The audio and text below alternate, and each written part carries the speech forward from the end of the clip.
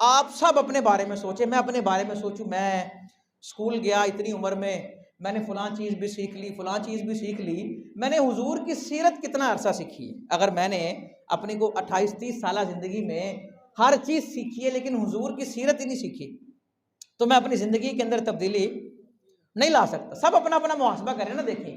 اچھا، پھر محاسبہ کر کے رزلٹ کیا نکالیں؟ محاسبہ کر کے رزلٹ یہ نکالیں کہ اب بقیہ زندگی جو ہے وہ حضور کے نقش قدم پر گزاریں گے، تھوڑی سی سیرت سیکھیں۔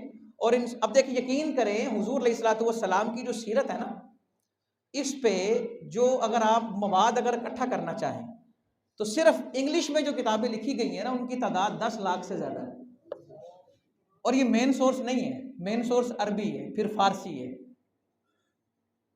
اور حضور علیہ الصلوۃ والسلام کی سیرت کے یہ پہلو جن میں حضور نے حشرات الارض سے محبت کی، کس سے؟ یہ لوگ کیڑے مکوڑے ہوتے ہیں۔ ایک خطیب جب سے جمعہ پڑھانا شروع کرے، زندگی ختم ہو جائے، وہ اسی موضوع پہ گفتگو شروع کرے، موضوع ختم نہیں ہوگا۔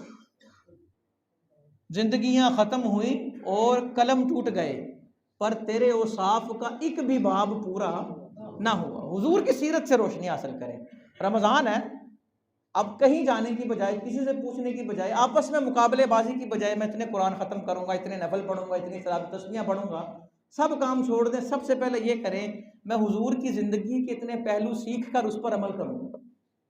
حضور علیہ الصلوۃ والسلام کے نقش قدم پہ جو چلے گا نا، یقین کریں یہ قبر میں بھی کام آئے گا اور حشر میں بھی کام آئے گا۔ حضور کے نقش قدم پہ اگر بندہ چلتا ہوگا نا، پھر وہ یہ کہنے کا مجاز ہے کہ وچ قبر دے آقا آکھن گے نو چھڑ دے ہویا تے میرا ہے، اور میرا بننے کے لیے میرا ہونا بڑا ضروری ہے۔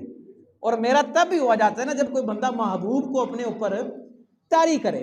تو بات یہ ہو رہی ہے کہ ہر جگہ غصہ، پریشانی، ڈپریشن، افسردگی، ذہنی مریض، ٹینشنیں، دماغ پھٹ رہے ہیں، شریانیں پھٹ رہی ہیں، خواہ مخواہ کی سوچیں جو ہیں۔ حالانکہ ڈپریشن کا مسلمانوں سے تعلق ہی کوئی نہیں، کیونکہ مسلمان تو وہ علامہ اقبال نے کہا نا، قوت کی جہانگیری، کہ مسلمان تو سارے یہ بھائی چارے، یہ تو درد دل رکھنے کا نام ہے۔ لیکن اب دیکھ لیں، ہم درد دل رکھتے نہیں ہیں، درد دل بنتے ہیں۔ ہم ایک دوسرے کا درد تقسیم نہیں کرتے بلکہ ایک دوسرے کو درد دیتے ہیں۔ بڑا خوبصورت کسی نے کہا کہ یہ جو میری لحد پہ روتے ہیں، یہ جو میری لحد پہ روتے ہیں، ابھی اٹھ جاؤں تو جینے نہ دیں۔ کہ آج یہ رو رہے ہیں اور اگر اٹھ جاؤں تو یہی لوگ میری ٹانگیں کھینچیں گے۔ ہر بندہ مردے کو کندھا دینا افضل سمجھتا ہے، حالانکہ زندہ کو سہارا دینا افضل ہے۔ مردے کو کندھا دینا بڑا ثواب ہے، لیکن سب سے افضل ثواب کیا ہے؟ زندے کو پتہ کتنا ثواب ہے؟ قرآن پڑھ کے دیکھیں، اللہ فرماتا ہے وَمَنْ أَحْيَاهَا فَكَأَنَّمَا أَحْيَا النَّاسَ جَمِيعًا۔ جس نے ایک بندے کو زندگی دی، کتنے کو؟ اس نے گویا ساری انسانیت کو زندگی دی، ساری انسانیت کو زندگی، ایک آدمی کو زندگی دی۔ یار ہم جو اس کا موت کا مقررہ وقت ہے اس کو چینج نہیں کر سکتے، لیکن وہ مقررہ وقت پورا کرنے میں اس کے لیے تسکین کا سما دے سکتے ہیں، اسے ہم مسکراہٹیں دے سکتے ہیں، اسے ہم جینا سکھا سکتے ہیں کہ جینا ہمیں آنا چاہیے۔ جسے جینا نہیں آتا اسے مرنا کبھی نہیں آئے گا۔ ایک تو وہ تو جو موت ہے وہ تو بے بسی ہے نا، اس پہ کسی کا زور نہیں بھی۔ جسے جینا نہیں آیا اسے مرنا، کیا مطلب؟ مرنا ایسا شاندار ہے کہ بندہ چلا جائے لیکن اس کا ذکر ختم نہ ہو، انسان چلا جائے لیکن اس کے یہ کردار، اس کی فکر، اس کی سوچ، اس کی تعلیمات جو ہیں وہ کبھی ختم نہ ہو۔ زندگی تو پوری کرنی ہے نا۔ تو اسی لیے صرف اسی جملے پہ غور کریں جو میں نے بھی دہرایا تھا کہ اگر کوئی کہے جناب میں آپ کا بھائی ہوں، تو آپ پوچھ لیں جناب قابیل ہو کہ حابیل ہو، تو پھر وہ کردار اپنائیں، ٹھیک ہے نا۔ تو یعنی کہ اس کا مطلب یہ ہے، ایک اور تحریر ہے، اس کا مفہوم یہ ہے، وہ عربی میں ایک نا وہ لٹریچر، عربی لٹریچر میں ایک جملہ آتا ہے، وہ کہتے ہیں جی سوجے ہوئے کو موٹا نہیں سمجھنا چاہیے۔ جو سوجا ہوا ہو نا اسے موٹا نہیں سمجھنا چاہیے، وہ ٹائملی۔ تو اسی لیے اس کا مطلب یہ ہے کہ ہم خوش آمد میں نہ آئیں کسی کی خوش آمد میں۔ ہاں، جو چیزیں حق ہیں وہ وہی ہیں جو قرآن بیان کر گیا اور حضور کے فرامین نے بیان کر دی کہ جناب یہ ایسا ہے۔ اب دیکھیں، ایک بندہ یہاں سے اٹھ کے کہہ دے جناب میں ٹینشن نہ لے، میں تیرے نال ہاں، میں اب مصیبت آئے وہ بندہ اس کے پاس آئے، وہ کہے جناب میں نے کب کہا تھا؟ ایسا ہوتا ہے نا کہ جناب میں نے تو کہا ہی نہیں، وہ تو ہو سکتا ہے اسے ملے ہی نہ۔ اچھا یہ وہ بندہ جو مکر گیا۔ اب میں آپ کو اس ہستی کی بات سناتا ہوں جن کی زبان میں صرف صداقت ہے، جن کے کردار میں صرف صداقت ہے، وہ جو کہہ دیں وہ شریعت ہو جائے، اور وہ کہتے وہی ہیں جو وحی خدا ہوتا ہے۔ حضور علیہ الصلوۃ والسلام نے فرمایا میں اور یتیم کی کفالت کرنے والا قیامت میں یوں ہوں گے۔ اس بات میں کوئی دوسری رائے ہے ہی نہیں، میں اور یتیم کی کفالت کرنے والا قیامت میں یوں ہوں گے۔ اور 2 انگلیاں آپ نے اٹھائیں کہ جس طرح ان 2 انگلیوں میں کوئی تیسری نہیں ہے، میرے اور اس کے درمیان کوئی تیسرا نہیں ہوگا۔ ہم اس پر عمل کریں نا، ہم اپنے حضور کی صحبت پہ مان کریں، ہم ان لوگوں کی صحبت پہ مان یا ان لوگوں کے تعلق پہ مان کیوں کریں کہ جن کے تعلق کی گارنٹی کوئی نہیں ہے، جو زیادہ سے زیادہ زمین کے اوپر ہے، تو کیوں نہ وہ تعلق جوڑ لیں جو زمین کے اوپر بھی کام آتا ہے اور زمین کے اندر بھی کام آتا ہے اور قیامت کے بعد بھی کام آئے گا۔ وہ ایک ہی ہے، وہ حضور علیہ الصلوۃ والسلام سے نسبت ہے، حضور کی سیرت پر عمل کرنا۔ اور حضور کی ساتھ نسبت کے لیے ضروری ہے کہ حضور علیہ الصلوۃ والسلام سے جڑی ہر چیز کا احترام کیا جائے، حضور کے ساتھ جڑی ہر چیز کا۔ اہل بیت بھی محترم ہیں، صحابہ کرام رضوان اللہ علیہم اجمعین بھی محترم ہیں۔ حضور کے ساتھ جڑی ہر چیز کا احترام ہوگا تو بندہ جو ہے وہ حضور کے ساتھ اپنا رشتہ جو محبت کا قائم کرنے میں وہ کامیاب ہوگا۔ اور یقین کریں یہ وہ رشتہ ہے کہ جو قبر میں بھی کام آئے گا اور حشر میں بھی کام آئے گا۔ دیکھیں اب گفتگو ذرا اس رخ پہ لے کے چلتے ہیں کہ حضور علیہ الصلوۃ والسلام کے معمولات اور معاملات کس طرح تھے، یعنی کہ میرے نبی صلی اللہ علیہ وآلہ وسلم نے اپنی زندگی کو کس طرح ڈیوائیڈ کیا تھا۔ آج ایک دکاندار کہتا ہے میرے پاس نا ٹائم نہیں ہے، ایک بندہ کہتا ہے میرے پاس کس چیز کا ٹائم نہیں ہے کہ میں جماعت کے ٹائم شٹر بند کروں اور جماعت جا کے پڑھ سکوں۔ گاہک خراب ہوتا ہے، کون خراب ہوتا ہے جی؟ یار گاہک خراب ہو جائے تو ٹھیک ہے، ایمان تو خراب نہیں ہونا چاہیے نا۔ بزرگ یہ فرماتے ہیں جو سجدہ نہیں کرتا وہ یہ نہ سمجھے کہ میں نہیں کر رہا، وہ یہ سمجھے کہ رب کرنے نہیں دے رہا، وہ سامنے آنے نہیں دے رہا، وہ اس بات کو دیکھے اور اپنی حرکتیں ٹھیک کرے۔ حضور علیہ الصلوۃ والسلام سے بڑھ کر کوئی مصروف ہے مخلوق میں؟ بتائیں مجھے،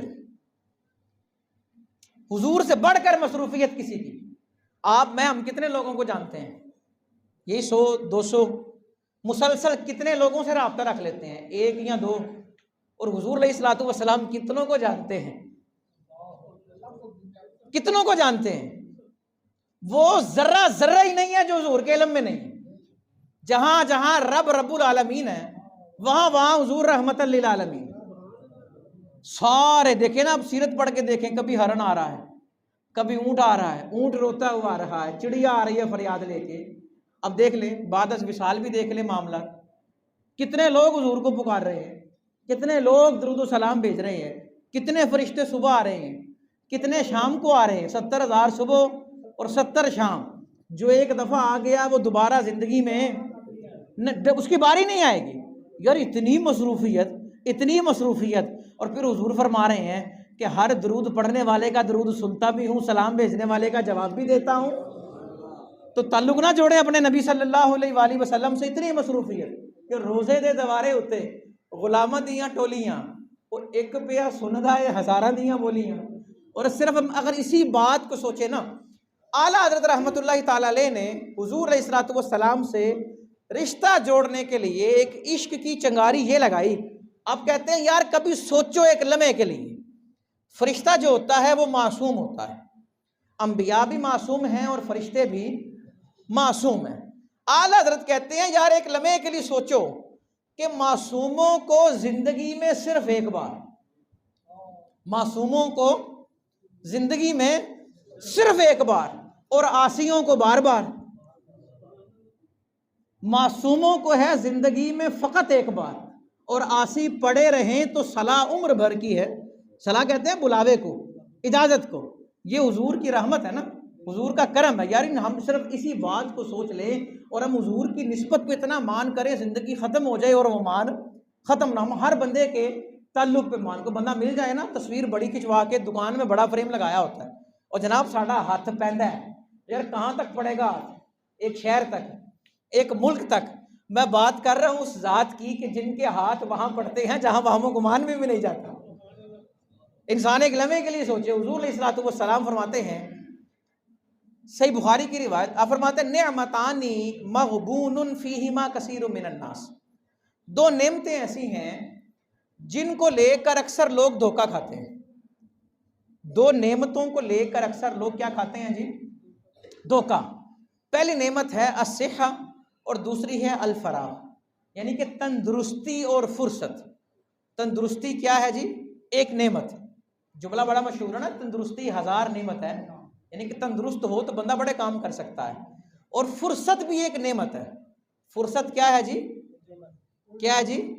یہ اس فرصت کی بات نہیں ہو رہی جو نکما ہے، کرتا ہی کچھ نہیں ہے، یہ اس فرصت کی بات ہو رہی ہے، بندہ محنت کرتا ہے، کام کاج کرتا ہے، اسے فرصت مل گئی، آج اسے آج وقت مل گیا، اپنی مصروفیات سے وقت اس کو مل گیا۔ تو حضور فرما رہے ہیں یہ بہت بڑی نعمت ہے، لیکن لوگ دھوکہ کھا جاتے ہیں۔ کیا مطلب؟ کہ ان نعمت کو جس جگہ بسر کرنا چاہیے تھا وہاں بسر نہیں کرتے۔ مثال کے طور پہ دیکھیں نا، بندہ تندرست ہو تو وہ ہر کام کرے گا، لیکن رب کے حضور کھڑا نہیں ہوتا، اللہ اکبر، حالانکہ وہ تندرست ہے نا۔ ہم لوگوں نے سمجھا یہ ہے کہ ہم مسجد تب آئیں گے جب ہم کرسی پہ بیٹھ کر نماز پڑھیں گے، ورنہ نہیں آئیں گے۔ ورنہ بھی تو ہٹے کٹے ہیں نا، جوان ہے، ادھر جا ادھر جا، یہ کر وہ کر، سب کام کریں گے لیکن نماز کی طرف نہیں آئیں گے۔ تو لہٰذا ہمیں سمجھنا چاہیے کہ تندرستی کا مقصد کیا ہے۔ اللہ نے اپنی بندگی کے لیے پیدا کیا، تو انسان اپنے جو جسم کے اعضاء ہیں، جسم جو ہے اس کا ہاتھ پاؤں ضروری نہیں ہے کہ وہ سارا اپنے لغویات میں گزار دے، وہ اپنے ہاتھوں کو کبھی نیکی کے کام میں بھی استعمال کرے۔ وہ ہاتھ جو بات بات پہ لوگوں پہ اٹھ جاتے ہیں، وہ ہاتھ کبھی رب کے نام پہ بھی اٹھے، اگر نہیں اٹھے تو سوچنا چاہیے نا۔ حضور فرما رہے ہیں کہ صحت اللہ کی بہت بڑی نعمت ہے۔ اچھا اب دیکھیں، مجھے یہ بتائیں، ایک آدمی کے ہاتھ بھی نہ ہو، پاؤں بھی نہ ہو، آنکھیں بھی نہ ہو، ایک ہوتا ہے ہاتھ ہیں لیکن اس میں جان نہیں ہے، ایک ہوتا ہے کہ پاؤں ہیں اس میں جان۔ میں بات کر رہا ہوں ہاتھ ہے ہی نہیں، پاؤں ہے ہی نہیں، آنکھیں ہیں ہی نہیں، آنکھ ہے ہی نہیں، اور بقیہ جو جسم ہے نا اس میں کوڑ ہے۔ بتائیں یہ آدمی صحت مند ہوا کہ بیمار ہوا؟ بولے جی۔ اور بیمار بھی کوئی عام؟ اب اس بیمار کا قصہ سنیں، حضرت سیدنا عیسیٰ علیہ السلام گزرے اس بیمار کے پاس سے، اس نے ایسی دعا کی کہ حضرت عیسیٰ دنگ ہو گئے۔ اللہ اکبر، حضرت عیسیٰ کہنے لگے کوئی ایسا بندہ بھی ہے اللہ کا؟ وہ پتہ کیا کہہ رہا تھا، اور یہ دعا میں حضور کی سیرت بھی سکھاتی ہے۔ وہ کہہ رہا تھا، ہاتھ تو نہیں ہے اس کے، الحمدللہ الذی عافانی مما ابتلا بہ کثیرا من خلقی، تمام تعریفیں اس اللہ کی جس نے مجھے اس بیماری سے بچایا جس میں لوگ مبتلا ہیں۔ وہ بیماری مجھ میں نہیں ہے اور لوگوں میں۔ حضرت عیسیٰ رک گئے علیہ السلام، وہ کہنے لگے وہ بیماری بھی تو بتا، یہ بھی تو بتانا وہ بیماری کون سی ہے۔ وہ کہنے لگا اے اللہ کے نبی، کتنے لوگ ہیں ان کے دل رب کی معرفت سے خالی ہیں، اور میرے دل میں رب نے اپنا نور رکھا ہے، تو شکر ادا نہ کروں رب کا۔ حضرت عیسیٰ کو یہ ادا بڑی پسند آئی، اس کو پکڑا، مسیحائی اللہ نے عطا کی تھی نا، ہاتھ بھی آ گئے، پاؤں بھی آ گئے، آنکھیں بھی آ گئیں، کوڑ بھی ٹھیک ہو گیا۔ تو رب کا بھی تو یہی فرمان ہے نا، لئن شکرتم لازیدنکم، اگر تم شکر کرو گے تو میں اور زیادہ دوں گا۔ حالانکہ وہ اتنا بیمار، لیکن اس نے اپنے بیمار جسم کو نہیں دیکھا، اس نے اپنے صحت مند دل کو دیکھا ہے۔ کیا مطلب؟ کہ ایک چیز خراب ہو تو اس کا شکوہ نہیں کرتے، جو چیزیں ٹھیک ہوں ان کا شکر کیا جاتا ہے۔ شیخ سعدی شیرازی رحمۃ اللہ تعالی علیہ، جوتا نہیں ہے پاؤں میں، خیال آیا کہ میں اتنا بڑا عالم ہوں، دین کی خدمت کرتا ہوں، میرے پاس جوتا ہی نہیں ہے۔ تھوڑا سا آگے گئے نا، ایک آدمی اللہ کا بیٹھا تھا، اس کے دونوں پاؤں ہی نہیں ہیں۔ شیخ سعدی کی تو پیروں سے زمین نہ نکل گئی، لڑکھڑاتے ہوئے گر گئے، اور کہتے ہیں اللہ معاف فرما، مجھے پیروں کا شکر کرنا چاہیے اور میں جوتے کا شکوہ کر رہا ہوں۔ ایک لمحے کے لیے سوچے نا، میں سمجھتا ہوں میں محروم ہوں، یار ان کو دیکھوں جو مجھ سے بھی محروم ہے، اور ان کی زبان پر کیا جاری ہے؟ رب کا شکر جاری ہے۔ تو بات یہ ہو رہی ہے کہ صحت جو ہے یہ اللہ کی بہت بڑی نعمت ہے۔ تو صحت کو انسان جو ہے وہ اس طرح بسر کرے کہ جو اس کا حق ہے، یعنی کہ صحت کو انسان غفلت میں نہ گزارے۔ صحت کو کس مقصد کے لیے گزارنا چاہیے؟ ابھی جو گفتگو سے بات اخذ ہو رہی ہے وہ یہ ہے، انسان اگر صحت مند ہے تو وہ رب کی معرفت میں زندگی بسر کرے۔ کس کی جی؟ کس کی معرفت میں جی؟ اللہ کو پتہ کس آدمی کی توبہ پسند ہے؟ نوجوان جب توبہ کرتا ہے، جب ایک نوجوان توبہ کرتا ہے تو اللہ بڑا خوش ہوتا ہے۔ تو نوجوان جو ہیں وہ رب کی طرف آئیں، کیونکہ نوجوان جب ٹھیک ہوں گے نا تو معاشرہ جو ہے وہ تب وہ سارا ٹھیک ہوگا۔ اللہ اکبر۔ حضور فرما رہے ہیں دوسری نعمت ہے فرصت۔ فرصت کو لوگ غفلت میں گزار دیتے ہیں، حالانکہ فرصت کو غفلت میں گزارنا نہیں چاہیے۔ اگر کسی کے پاس فارغ وقت ہے تو وہ کیا کرے؟ وہ رب کو یاد کرے، وہ اپنا محاسبہ کرے، وہ کیا کرے؟ اللہ کرے، وہ اللہ کی نافرمانی ہرگز نہ کرے۔ اب دیکھیں نا ایک آدمی وہ کہ جناب مجھے بڑے عرصے کے بعد فارغ وقت ملا ہے تو میں آج فلاں گناہ کا کام کروں گا، العیاذ باللہ۔ اچھا، اس کا مطلب یہ نہیں ہے کہ انسان تفریح بالکل نہ کرے، تفریح کرے، پکنک کرے، وہ گھومنے جائے، وہ فیملی کو لے کے جائے، وہ اہل و عیال کو لے کے جائے، یہ سنت ہے۔ باہر جانا یہ کوئی، یا کہیں گھومنے جانا، تفریح کے لیے جانا، یہ کوئی نافرمانی نہیں ہے۔ انسان گاڑی چلاتے ہوئے فیملی کو سیر پہ لے کے جائے تو یہ بھی عبادت ہو سکتی ہے اگر اس کی نیت اچھی ہے۔ نیت اگر اس کی کیا ہو کہ اللہ کی رضا کے لیے میں اپنی فیملی کو وقت دے رہا ہوں، کس کے لیے جی؟ اللہ کی رضا کے لیے وقت دوں گا، سفر پہ لے کے جاؤں گا، ان کے دکھڑے سنوں گا۔ نیت اگر اچھی کر لے تو معاملات بڑے اچھے ہوتے ہیں۔ بزرگ کسی کے ہاں گئے، وہ گھر نیا بنایا تو اس نے کہا جی آپ آئیں میرے گھر میں برکت ہوگی۔ تو انہوں نے کہا یہ جو سوراخ ہے یہ کیا ہے؟ وہ کہنے لگا جی یہ روشن دان ہے، یہاں سے نا روشنی آئے گی اور یہاں سے وینٹیلیشن بھی ہوگی۔ تو فرمانے لگے اگر تو نیت یہ کر لیتا یہاں سے اذان کی آواز آئے گی، تو جب تک اذان کی آواز آتی رہتی تیرے نامہ اعمال میں نیکیاں چلتی رہتی۔ مسئلہ ہے نیت کا، عمل کا دار و مدار کس پہ ہے جی؟ نیت پہ ہے۔ تو نیت اگر اچھی ہوگی تو انسان ساری زندگی اس عمل کا وہ کیا کرے گا؟ اسے ثواب ملتا رہے گا۔ تو فرصت کو گزاریں۔ میں پھر کہہ رہا ہوں فیملی کو وقت دے، گھومنے جائیں، پھرنے جائیں، لیکن رب کی نافرمانی نہیں ہونی چاہیے، رب کی رضا ہونی چاہیے۔ اللہ اکبر۔ سیدنا امام علی مقام امام حسین رضی اللہ تعالیٰ عنہ، انہوں نے نا مولا علی کرم اللہ تعالیٰ وجہہ الکریم سے پوچھا کہ نبی اکرم صلی اللہ علیہ وآلہ وسلم کے روز مرہ کے جو معاملات تھے وہ کیسے تھے؟ یعنی کہ حضور علیہ الصلوۃ والسلام نے اپنے شب و روز کو کس طرح تقسیم کیا ہوا تھا؟ تو مولا علی فرمانے لگے 3 حصوں میں سوال کو تقسیم کیا۔ کتنے حصوں میں؟ 3۔ آپ فرمانے لگے کہ بلکہ سوال کے 3 حصے تھے کہ گھر کے اندر حضور جو وقت گزارتے تھے وہ کیسا تھا؟ یہ امام حسین جو سوال کر رہے ہیں نا، 3 حصوں میں مولا علی سے سوال کیا کہ حضور گھر میں جو ٹائم سپینڈ کرتے تھے وہ کس طرح کرتے تھے؟ نمبر 2، گھر سے باہر کے معمولات کیا تھے؟ نمبر 3، مجلسی زندگی کے آداب و انداز کیا تھے؟ مجلسی زندگی کا مطلب ہے جب کوئی ملنے آتا تھا، صحابہ کرام تشریف فرما ہوتے تھے، حضور انہیں شریعت سمجھا رہے ہوتے تھے، پھر حضور کے انداز اور معاملات جو ہے وہ کس طرح ہوتے تھے؟ تو مولا علی کرم اللہ تعالی وجہ الکریم فرمانے لگے حضور علیہ الصلوۃ والسلام نے اپنی روز مرہ کے معمولات کو 3 حصوں میں تقسیم کیا تھا۔ کتنے جی؟ 3۔ سنیے گا کہ میرے نبی اپنی زندگی کس طرح بسر کرتے تھے۔ حضور علیہ الصلوۃ والسلام نے اپنا ایک حصہ اپنے ذاتی کاموں کے لیے مختص کیا ہوا تھا۔ اپنا ایک حصہ اپنے، ایک بندہ کہے کہ جناب میرے پاس تو اتنا ٹائم ہی نہیں ہوتا میں اٹھ کے پانی کا گلاس پی لوں، یہ کوئی اچھی بات نہیں ہے، یہ شریعت کے خلاف ہے، یہ حضور کی سیرت کے خلاف ہے۔ بھی کیوں نہیں ہوتا ٹائم دو، کیونکہ انسان جو اپنے آپ کو اتنا کاموں میں ڈال دے گا کہ وہ تباہ ہو جائے، یہ قرآن کی مخالفت ہے۔ اللہ فرما رہا لا تلقوا بأیدیکم الی التہلکہ، اپنے آپ کو ہلاکت میں نہ ڈالو۔ تو کیوں نہیں ہے ٹائم؟ یہاں تو بندہ ایسے ہی روب جھاڑنے کے لیے کہتا ہوگا، یا وہ حقیقت میں کہتا ہوگا۔ اگر تو روب جھاڑنے کے لیے کہتا ہے پھر بھی غلط ہے، جھوٹ ہے، اور اگر وہ حقیقت بتاتا ہے پھر بھی جو اپنا خیال نہیں رکھ سکتا وہ دوسروں کا کیا رکھے گا؟ اپنا آپ سنوارے۔ یہ جو جسم ہے نا، جسم میں اس کا مالک نہیں ہوں، اگر میں اس کو تباہ کر دوں گا نا تو رب پوچھے گا بھی کیوں تباہ کیا ہے؟ یہ بات ذہن میں رکھیں، میں اپنے جسم کا مالک نہیں ہوں۔ یہ جسم کا مالک کون ہے جی؟ ہمارے ہاں جب کوئی فوت ہو جائے تو ہم کہتے ہیں سپرد خاک کر دیے، سپرد خاک، اللہ کی امانت تھی اور واپس۔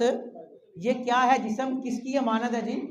اللہ کی۔ مجھے یہ بتائیں، آپ نے کہیں امانت رکھوائی ہو اور وہ بندہ آئے اور آپ سے مطالبہ کرے جناب وہ میرے پیسے دو، آپ کے میں نے تو کھا لی ہیں، تو کیا یہ بات اچھی ہوگی؟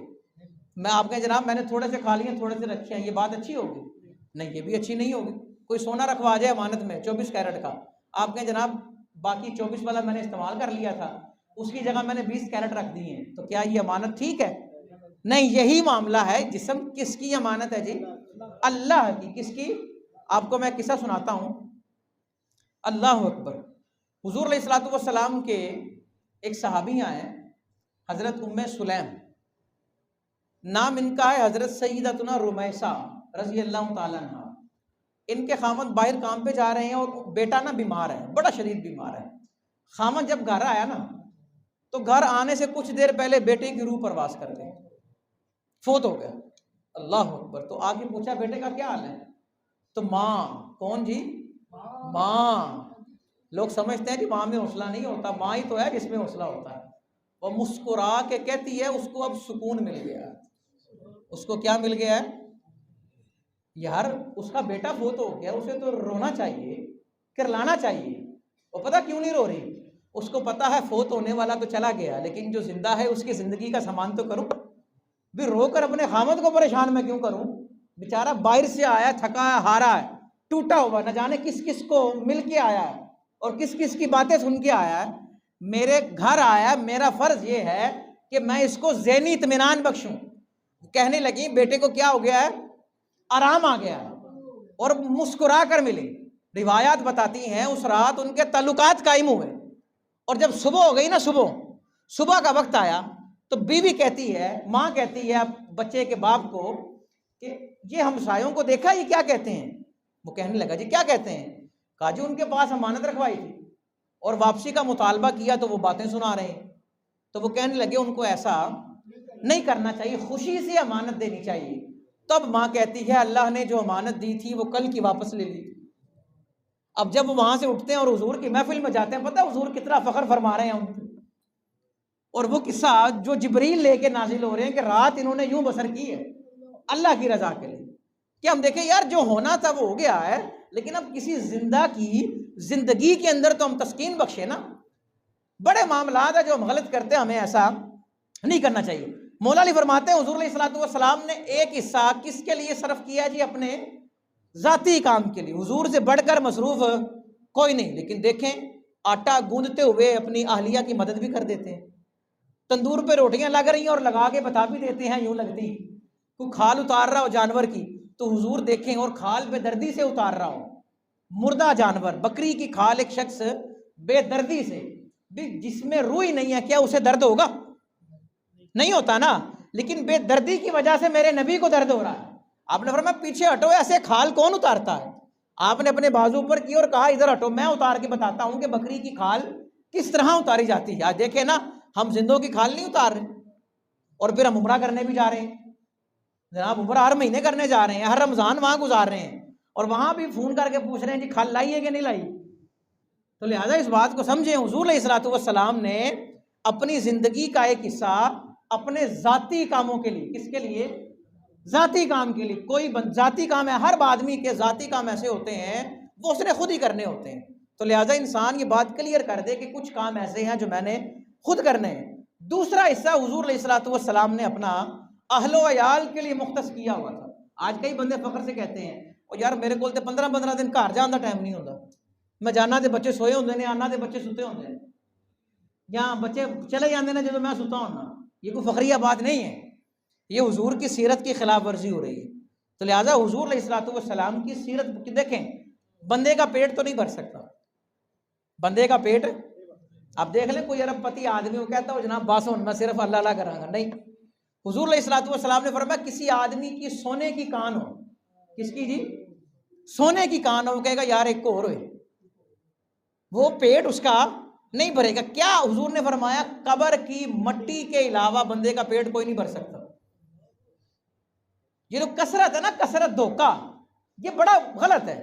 ہم بتاتے ہیں جناب میرے کو لے وے، وہ کہے گا میرے کو لے وے، پھر شروع ہوگا وہ میرا پیو فلانا ہے، کہے گا میرا بڑا فلانا ہے، اور میرا دادا ہے، یہ فخر ہوتا ہے نا۔ یہ جو سورہ تکاثر پڑھتے ہیں الہاکم التکاثر حتی زرتم المقابر، کہ تمہیں کثرت نے تباہ کر دیا، حتیٰ کہ تم قبرستان چلے گئے. کیا مطلب اس کا؟ یہ شان نزول یہ ہے، دو لوگ جھگڑ پڑے. وہ کہتا جناب میرے کو لینیاں اس وقت کے طور پہ گاڑیاں تو نہیں تھیں، اونٹ ہوں گے بھی میرے پاس یہ ہے. اس نے کہا جی میرے پاس یہ ہے. اس نے کہا جی میرا بڑا فلاں ہے. اس نے کہا میں فلاں کا بچہ ہوں. اس نے کہا جی میرا دادا فلاں ہے. یہ تکبر کرتے کرتے نا قبرستان آ گئے. اے میرا پردادا ہے. اوکے جی اے میرا پردادا ہے. قبرستان وہ چلے گئے لیکن وہ تفاخر جو ہے وہ ختم نہیں ہوا. اللہ کے فخر کس بات کا؟ جس انسان کے پیٹ میں غلاظت ہو وہ اکڑتا کیوں؟ جس کے پیٹ میں غلاظت ہے اسے تو اکڑنا زیب ہی نہیں دیتا. آج اگر سانس نکل جائے تو 4 بندوں کے سہارے کے بغیر قبرستان نہیں جا سکتا. تو لہٰذا ہم دیکھیں ہم تکبر کس بات کا کرتے ہیں. ہم وقت دے یہ تکبر چھوڑ دیں. اپنا کام خود کرنا یہ کوئی نیچ پن نہیں ہے. اپنے گھر ٹائم دینا یہ بھی کوئی نیچ پونا نہیں ہے. یہ حضور کی سنت ہے. اور مولا علی فرماتے ہیں حضور علیہ السلام نے تیسرا حصہ، کون سا حصہ؟ تیسرا حصہ اللہ کی عبادت کے لیے خاص کیا ہوا تھا.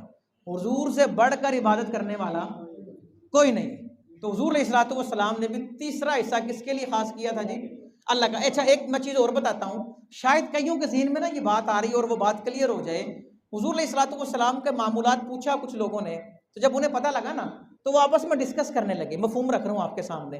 وہ کہنے لگے اصل میں حضور تو ہیں بخشے ہوئے، بخشے بخشائے، تو انہیں اتنے عمل کی ضرورت نہیں. وہ آپس میں نا گفتگو کر رہے ہیں اور گفتگو کرتے کرتے وہ کہنے لگے ہم تو نکاح بھی نہیں کریں گے، کیونکہ اگر نکاح کریں گے تو پھر ہم اللہ نہیں کر سکتے. ہم ساری زندگی بس کیا کریں گے؟ اللہ وغیرہ ذالک. اس طرح کی نا انہوں نے باتیں کی. تو یہ باتیں حضور علیہ السلام تک پہنچی نا تو آپ نے فرمایا کون کہتا ہے میں نکاح نہیں کروں گا؟ نکاح میری سنت ہے اور میری سنت سے جو منہ پھیرے گا اس کے لیے یہ وعید ہے. مطلب اس کا یہ ہے کہ حضور علیہ السلام کے تابع ہی رہنا ہے. ایک نا یہ فتح مکہ آپ سب جانتے ہیں، رمضان میں ہوا نا. رمضان کے اندر غزوہ فتح مکہ ہے. تو جب مکہ جا رہے تھے نا روزہ رکھا ہوا تھا سب نے. عصر کا وقت ہو چکا ہے. عصر کے بعد مغرب میں کتنا کو وقت رہ جاتا ہے؟ بس سمجھ رہے ہیں کہ اونٹ گزر گیا اور اس کا وہ پوچھر رہ گئی ہے، تھوڑا سا وقت رہ گیا نا. تو حضور علیہ السلام تک خبر پہنچی کہ کچھ صحابہ نے ڈھال ہو چکے ہیں، روزہ نہیں پورا کیا جا رہا. حضور علیہ السلام نے فرمایا روزہ توڑ دو. کیا کہا؟ اچھا صحابہ کچھ یہ سمجھے، یہ بڑی ذمہ داری سے بات کر رہا ہوں، سیاستہ میں حدیث درج ہے، اس کا مفہوم ہے اور اس کے اندر بڑے پیغام ہیں. یہ بات بتائے گی کہ حضور کے فرمان کے تابع ہے شریعت. یہ ذہن میں رکھیں. حضور علیہ السلام نے کہا روزہ توڑو. کچھ صحابہ یہ سمجھے شاید یہ آپشن دی ہے کہ جو نہیں رکھ سکتے وہ توڑ لیں اور جو رکھ سکتے ہیں وہ نہ توڑیں. جب حضور تک یہ بات پہنچی نا تو آپ اپنی سواری پہ کھڑے ہوئے اور پیالہ منگوایا. حضور علیہ السلام نے پیا سب کے سامنے، روزہ توڑ دیا. حضور نے روزہ توڑ دیا اور فرمایا جو نہیں توڑے گا وہ گناہ گار ہوگا. جو روزہ، اور یہی تو رب کہتا ہے کہ جو حضور دیں وہ لے لو اور جس سے روک دیں اس سے رک جاؤ. کہ حضور کی سیرت کتنی اہم ہے. کہا نہیں اب جو روزہ رکھے گا وہ گناہ گار ہوگا. حالانکہ ذرا سا تو وقت رہ گیا کہ انسان حضور علیہ السلام کے نقش قدم پر چلے، اپنے آپ کو اس سے وہ ہٹ کے کبھی نہ سمجھے. بخاری کی ایک روایت ہے، حضور فرماتے ہیں، امام بخاری فرماتے ہیں کہ حضور علیہ السلام کی تمام ازواج نے فرمایا کہ حضور بیوی بچوں کو بھی وقت دیتے، اللہ کی عبادت بھی کرتے، آنے جانے والوں سے بھی ملتے اور گھر کے کام کاج میں ازواج کا ہاتھ بھی بٹاتے تھے، حتیٰ کہ اپنا جوتا مبارک سی لیا کرتے تھے، چارپائی مرمت کر لیا کرتے تھے اور اس طرح کی ضرورت کے کام خود کر لیا کرتے تھے. آج ایک آدمی یہ ضروری کام نہیں کرتا، وہ کہیں گے جناب، دوست کہیں گے، رشتہ دار کہیں گے جی بڈھی تلے لگ گئے. یہ کیا بات ہے؟ حضور کی سنت ہے، سیرت ہے، جو کام کرنے والے ہیں وہ کرنے ہیں. لہٰذا اس بات کو سمجھیں، حضور کی سیرت سمجھیں. اور جہاں انسان نے اپنی حکمرانی کرنی ہوتی ہے نا وہاں واقعی وہ نیچے لگا ہوتا ہے. یہ اپنا اپنا سوچ ہے نا، اپنا اپنا معیار ہے. اللہ اکبر. حضور علیہ السلام رات کے ابتدائی حصے میں سو جاتے، دوسرے آدھے حصے میں اٹھتے، مسواک کرتے اور وضو کرتے. کیا کرتے جی؟ دانت صاف کرتے. حالانکہ رات کو تو ملنا نہیں کسی سے، لیکن رب سے تو ملاقات کرنی ہے نا. انسان صبح فجر پڑھنے آئے اور منہ سے بدبو آ رہی ہو، منہ کی بدبو سے فرشتے گھن کھاتے ہیں. یہ بات ذہن میں رکھیں. روزے دار کے لیے سب سے اچھی چیز مسواک ہے. کیوں؟ پیسٹ تو وہ نہیں کر سکتا، ذرات اندر چلے جائیں گے، لیکن وہ مسواک کرے تاکہ اس کا منہ جو ہے وہ صاف رہے، کوئی اس سے گھن نہ کھائے۔ تو لہٰذا ان چیزوں کو سمجھیں۔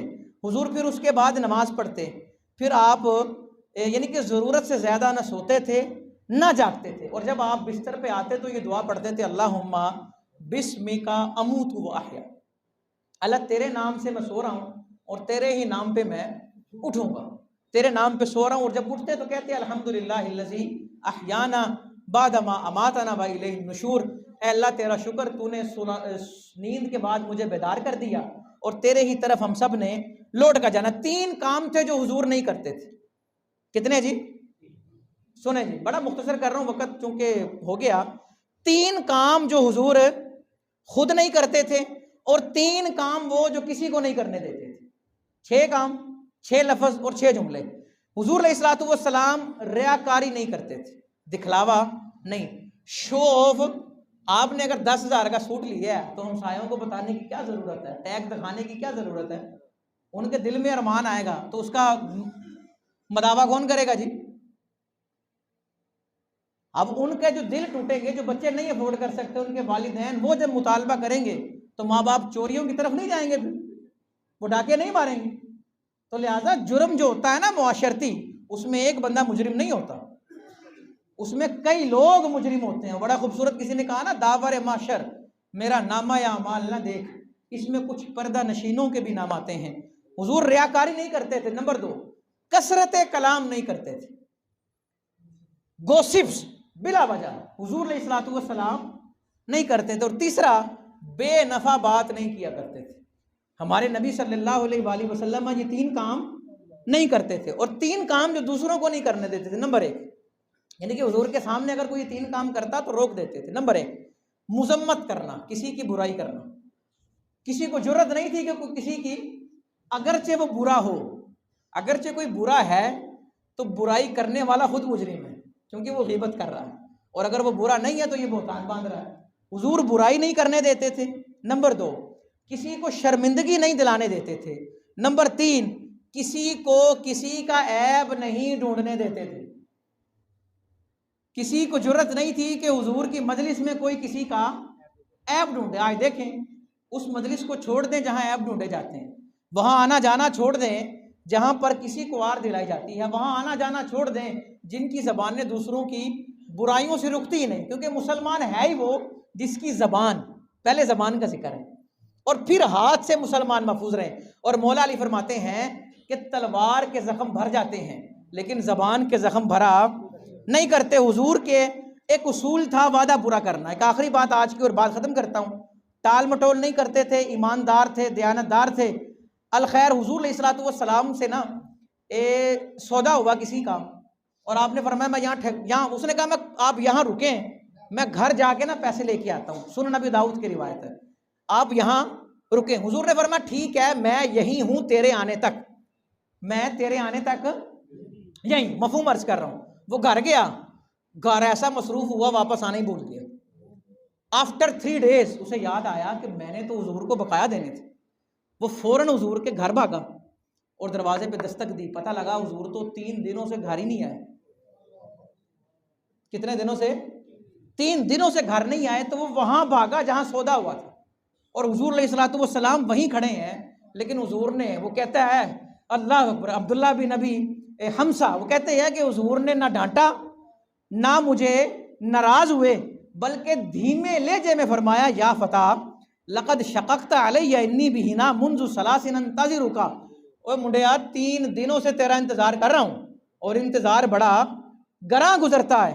اللہ اکبر، صرف کیا کہا کہ انتظار بڑا گراں گزرتا ہے، اور اس کو ڈانٹا نہیں کہ جب زبان دے دی ہے میں یہاں ہوں تو پھر میں یہی ہوں۔ آج بندے کہتے ہیں جی زبان کٹ جائے لیکن ہماری جان جو ہے وہ بچ جائے، اور دین یہ کہتا ہے، بزرگ یہ کہتے ہیں کہ جان چلی جائے لیکن زبان نہیں جانی چاہیے۔